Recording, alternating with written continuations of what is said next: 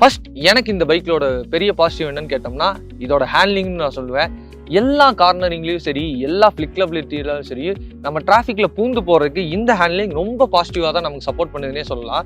அடுத்து இந்த 14 inches tyre, ரியலில் 12 inches tyre, இது எப்படி ப்ராக்டிக்கலாக இது வந்துட்டு பாசிபிள் ஆகுன்ற ஒரு பெரிய கேள்வி இருந்தது. பட் ஆனால் உண்மையிலேயே அந்த 14 இன்ச்சஸ் டயர் இதோட ஹேண்ட்லிங்க்கு ரொம்ப ஈஸியாகவும் ரொம்ப கம்ஃபர்டபுளான ஒரு ரைடை அந்த டயர் வந்துட்டு ப்ரொவைட் பண்ணுது. அதுக்கு உண்மையிலேயே டிவிஎஸ் சைடில் ஒரு பாராட்டுகள் சொல்லலாம். நெக்ஸ்ட் இந்த பைக்கில் எனக்கு நெகட்டிவாக பட்ட ஒரு விஷயம் என்னன்னு கேட்டோம்னா ஃப்ரண்ட் பிரேக்கிங் தான். இது ஒரு காம்பினேஷன் பிரேக்கிங், டிஸ்க் பிரேக்கிங் கிடையாது.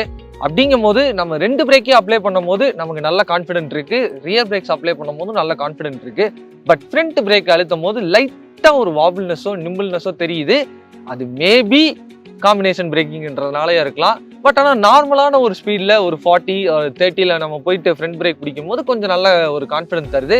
ஆனால் இது சிபிஎஸ் பிரேக்கிங்ன்றதுனால நம்ம 2 பிரேக்கிங் பிடிச்சி நம்ம வண்டி ஓட்டுறது சேஃபர் சைடில் இருக்குன்னு சொல்லலாம். இந்த ஆர்பிட்டார்ன்ற பேர் வச்சதுனாலேயும் என்னவோ நமக்கு டெய்லி ரைட்ஸுக்கு சப்போர்ட் பண்ணுற மாதிரி இதில் நிறைய ஜிமிக்ஸ் கொடுக்காம உண்மையிலேயே நமக்கு தேவைப்படுற ஒரு சில அப்ளிகேஷன்ஸை வந்து இதில் அவங்க ப்ரொவைட் பண்ணியிருக்காங்க.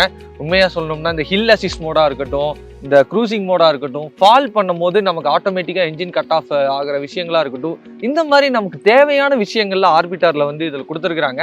நிறைய அன்வான்ட் ஃபீச்சர்ஸ் வந்துட்டு கொடுத்து இதில் இத்தனை ஃபீச்சர்ஸ் இருக்குன்னு சொல்லாமல் உண்மையிலேயே மேனுவலாக நமக்கு எது தேவையோ, எது ரைட் பண்ணமோ முக்கியமோ அப்படிப்பட்ட ஃபீச்சர்ஸை தான் டிவிஎஸ் கொடுத்துருக்காங்க. இதுவும் இந்த பைக்குக்கு ஒரு பாசிட்டிவ்னு சொல்லலாம்.